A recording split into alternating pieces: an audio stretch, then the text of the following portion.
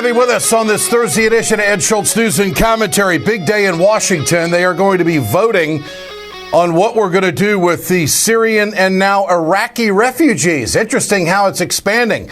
Give it another 48 hours, and it's probably going to include the Mexicans. I told you all along that this is going to be the strategy of the Republicans to fight immigration reform. They don't want immigration reform. They're going to use fear and terrorism to get what they want. And that's to protect our borders and become the party that really cares about the security of America. Although that it's been President Obama who has fourfolded the resources on the southern border and deported more illegals than any other president in the history of the country. But we'll just put that aside, right? So now what's going to happen as this conversation is broken out, we're going to take this pause. I say it's not a pause. It's going to be an elimination. But this is the old playbook for the Republicans. They can't win the argument. They can't win the hearts and minds of the American people unless they play the fear card. The president's calling them out on it. They've been playing on fear in order to try to score political points or to advance their campaigns. And it's irresponsible. And it's contrary to who we are. And it needs to stop because the world is watching. No one in the media has really taken a great deal of time and resource to explain to the American people what it's like to try to get into the United States legally. It is a lengthy process, but we're getting a lot of stories on, well, it's so easy to get a fake passport and you can't vet these people. And it's almost as if these people are Martians. It's almost as if we have absolutely no ability whatsoever to protect the country and decide who belongs in the country or not. And so the threats, the fear-mongering, the hate, the racism that is starting to develop in our mindset, and now we're including the Iraqis. Do you know how many refugees this country has created in Iraq? It's well over 1 million people that had to leave that country because of the invasion of the Bush administration and what we have done in the aftermath of it all. So now we're picking and choosing people on faith. We're picking and choosing on how they look. We're picking and choosing them on whatever criteria we can just invent.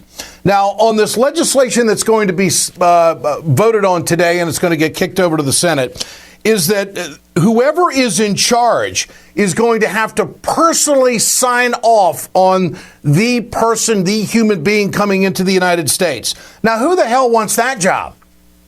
Who wants to get paid about $150,000 a year to be an administrator to personally sign off? Well, I said such and such person could come in, this little 3-year-old from Syria. It's ludicrous. It's not who we are. It's caving into the terrorists. And it's more playing on the fears of the American people, and low information voters are easily swayed to this kind of stuff. We have one of the most stringent vetting processes on the globe when it comes to getting people into the United States. And just because this terrorist went from Belgium to France and killed a bunch of people, well, that must be able to happen here in the United States. Have a little bit more faith in what we're doing. We haven't been hit on Obama's watch. We've been hit on previous watches. Of course, we can't point out Bush because that would be unfair. The conservatives get a little uptight about that. The people that have been running around this country telling us that they care about security are the ones that have made us the most vulnerable. They're the ones that want to make it hard for Obama. They won't even give him the authorization to use military force. It's been sitting in front of him in the Congress for 16 months, but they're quick to go out on the talking heads and rip ass saying that it's Obama's fault.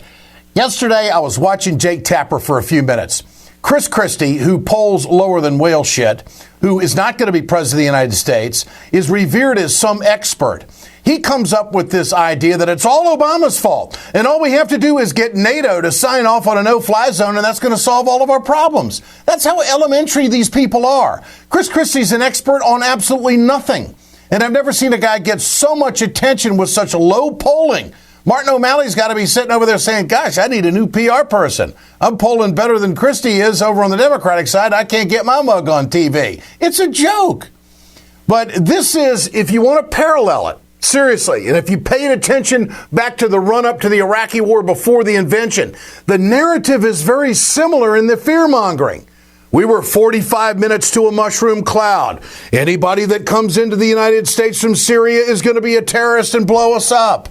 Oh, there is seriously a parallel.